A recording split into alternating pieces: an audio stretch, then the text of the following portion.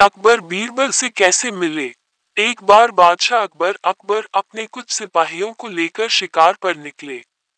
शिकार करते करते वे सभी वन में बहुत आगे निकल आए और रास्ता भटक गए। अत्यधिक प्रयासों के बाद भी उन्हें आगरा आगरा राजमहल जाने का रास्ता नहीं मिल सका। धीरे धीरे शाम घिरने लगी।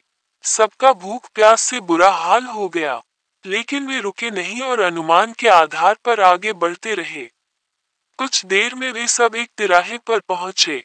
उन्हें उम्मीद थी कि वहां से एक रास्ता अवश्य महल को जाएगा, लेकिन कौन सा, ये पता करना आवश्यक था।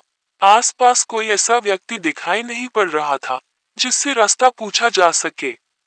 सब चिंतित होकर इधर उधर देख रहे थे। तभी बादशाह की दृष्टि एक बालक पर पड़ी जो उनकी ओर ही आ रहा था। पास आने पर बादशाह अकबर ने बालक से पूछा, बालक, जरा बताओ तो, आगरा के लिए कौन सी सड़क जाती है। बादशाह का प्रश्न सुनकर बालक हंस पड़ा और बोला, महाशय, सड़क कहीं नहीं जाती, जाना तो आपको ही पड़ेगा। उसकी इस निर्भीकता और वाक्पटुता से बादशाह अकबर बड़े प्रभावित हुए और प्रसन्नचित होकर उससे बोले, बहुत वाक्पटु जान पड़ते हो बालक। नाम क्या है तुम्हारा। मेरा नाम महेश दास महाशय। और आपका नाम। बालक ने तपाक से उत्तर देते हुए प्रश्न भी कर दिया। मुस्कुराते हुए अकबर ने उत्तर दिया, तुम हिंदुस्तान के बादशाह अकबर से बात कर रहे हो। यह जानकर बालक ने सिर झुकाकर बादशाह अकबर का अभिवादन किया। अकबर ने अपनी उंगली से हीरे की अंगूठी निकालकर बालक को दी और बोले, बालक, हम तुम्हारी वाक्पटुता और निडरता देखकर बहुत खुश हैं। हमारे राजमहल आना और ये अंगूठी हमें दिखाना। हम तुम्हें तुरंत पहचान जाएंगे और इनाम देंगे। चलो, अब बता दो कि आगरा जाने का रास्ता किस ओर है। बालक ने अंगूठी ले ली और आगरा जाने का रास्ता उन्हें बता दिया। समय व्यतीत हुआ और महेश दास युवा हो गया।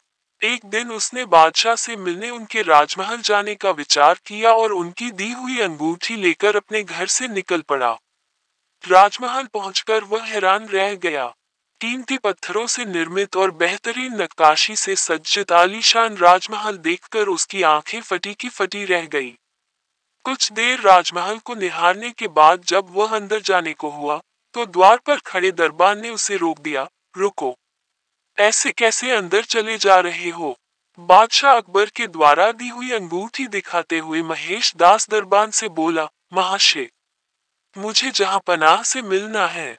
दरबान उसे राजमहल में प्रवेश देने के लिए राजी हो गया, किंतु इस शर्त पर कि बादशाह उसे जो भी इनाम देंगे उसका आधा हिस्सा वो उसे देगा। बीरबल ने शर्त मान ली। राजमहल में प्रवेश कर वह बादशाह अकबर के दरबार पहुंचा। बादशाह सलामत को सलाम करने के बाद उसने उन्हें अंगूठी दिखाई, जिसे पहचानकर बादशाह बोले, अरे, तुम तो वही बालक हो जिसने हमें रास्ता बताया था। जी हुजूर, बोलो, इनाम में क्या चाहते हो। जहां पनाह मैं चाहता हूं कि आप मुझे इनाम में 100 कोड़े लिखवाएं। महेश दास ने नम्रतापूर्वक निवेदन किया। यह निवेदन सुनकर बादशाह अकबर हक्के बक्के रह गए। ये तुम क्या कह रहे हो। बिना अपराध के हम तुम्हें कैसे कोड़े लगवा सकते हैं। हुजूर, मुझे इनाम में 100 कोड़े ही चाहिए। महेश दास की जिद के आगे अकबर को झुकना पड़ा और उन्होंने जल्लाद को आदेश दिया, महेश दास को 100 कोड़े लगाए जाए। जल्लाद ने महेश दास को कोड़े लगा शुरू किया। जैसे ही उसने 50 कोड़े पूरे किए, महेश दास बोला, बस हुजूर, ये मेरे हिस्से का इनाम था।